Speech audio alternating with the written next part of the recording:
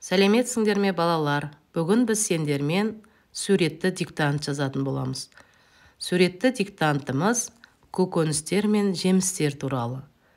Осы жерде берілген көкөністерді, жемістерді қарап отырып, солардың атын қатесіз әдемілеп жазып шығамыз. Сонымен бірге балалар, бұл диктантты үнсіз диктант деп те атаймыз.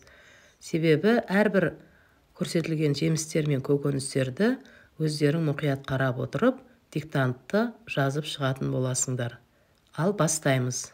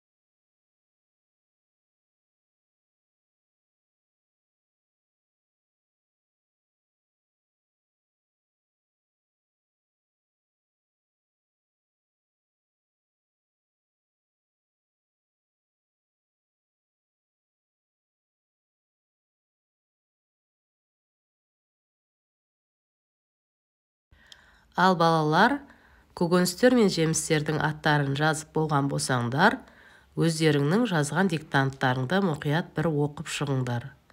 Сендердің көркем де әдемі қатесіз жазылған диктанттарың ата-аналарыңды, өздеріңнің ұстаздарыңды қуантады деген ойдамын. Барлықтарыңа сәттілік тілеймін.